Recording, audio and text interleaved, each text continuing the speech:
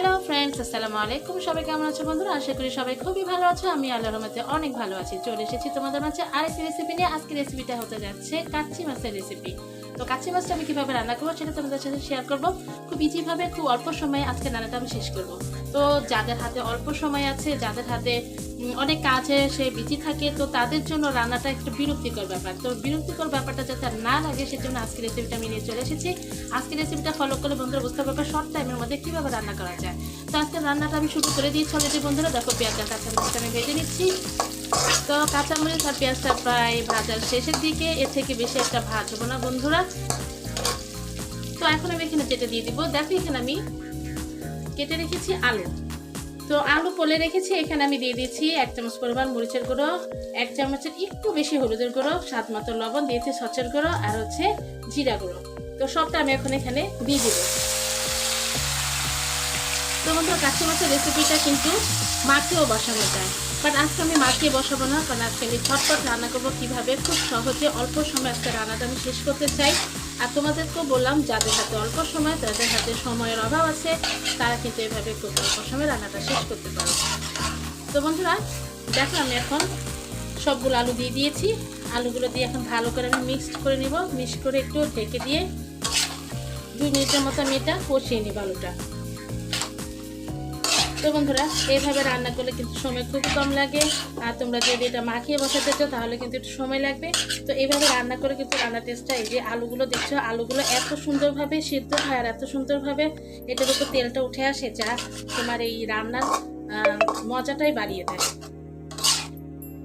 আর কাচ্চি মাছ তো সবাই পছন্দ করে, বিশেষ করে ছোট থেকে বড় সবাই। যারা ছোট তারাও কিন্তু এটা পছন্দ করবে, কারণ এখানে কাটার কোনো ভয় নেই।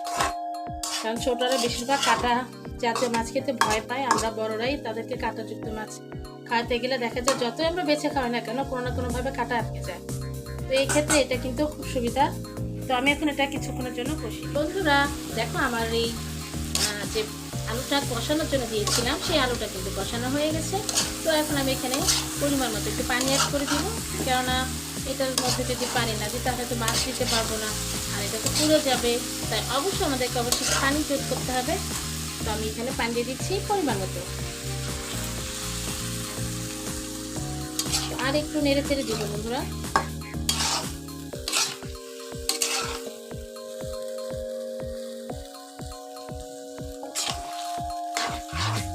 পানি পরিমাণ কিন্তু খুব বেশি একটা দিনই বন্ধুরা, যেহেতু এটা চচ্চড়ির মতো হবে, ঝোল থাকবে না। আর এটা কাচ্চি মাছ। আজকে রেসিপিটা কিন্তু বন্ধুরা ডাল দিয়ে খাওয়া হবে। তো ডাল দিয়ে খাওয়ার জন্য কিন্তু আজকে এটা করলাম, কারণ ডাল দিয়ে কিন্তু এই তোমার আলুর রেসিপিটা অনেক মজা হয়। তো সেটা দিয়ে আমি কি দিয়ে করবো ভাবটাকে ভালো হচ্ছে চচ্চড়ি করে ফেলি। এই যে দেখো বন্ধুরা এখানে কিন্তু কাচ্চি মাছটা আমি ধুয়ে নিয়েছি ভালোভাবে। এখন হাতে দিয়ে জাস্ট চারপাশ দিকে ছড়িয়ে ছড়িয়ে। কাচ্চি মাছটা কিন্তু খুব মজা বন্ধুরা। আর হচ্ছে কাচ্চি মাছটা কিন্তু একটু বড় আছে বন্ধুরা, খুব ছোট তা না, মোটামুটি ভালোই আছে। ধোয়ার পরে কিন্তু দেখো যতটুকু আছে, ধোয়ার আগে যখন আমি ধুইনি তখন কিন্তু আরো ফ্রেশ দেখাচ্ছিল, মানে অনেকটা বড় বড় আকার দেখাচ্ছিল। ধোয়ার পরে যখন একটু হাত দিয়ে ডলাডলি করা হয়েছে তখন একটু ছোট হয়ে আসছে, একটু দুমড়া মুচড়ে গেছে আর কি। তো যাই হোক বন্ধুরা দেখো আমি এভাবে করে একটু বসিয়ে দিচ্ছি। বসিয়ে দিলে কি হবে, ঝোলটা মাছের সাথে লেগে যাবে। এভাবে ইজিভাবে তোমরা অল্প সময়ের মধ্যে রান্নাটা করতে পারো। এখন আমি 3 মিনিটের মধ্যে এটা ঢেকে জাল দিব, চুলার আঁচটা মিডিয়াম দিব। দেখবে কতটা মজা হবে আর কতটা দেখতে সুন্দর হবে। তো বন্ধুরা যারা যারা আমার ভিডিওটা দেখছো অবশ্যই একটা লাইক দিতে পারো, অবশ্যই আমার চ্যানেলটাকে সাবস্ক্রাইব করে আমার পাশেই থাকবে। আর বন্ধুরা কেমন হয়েছে অবশ্যই কমেন্ট বক্সে লিখে জানাবে। আর এখন যদি তোমরা এটা কেউ কখনো না করে থাকো অবশ্যই একবার ট্রাই করবে, আর যদি করে খেয়ে থাকো তাহলে তোমরা অলরেডি জানো কতটা মজা হয় রেসিপিটা।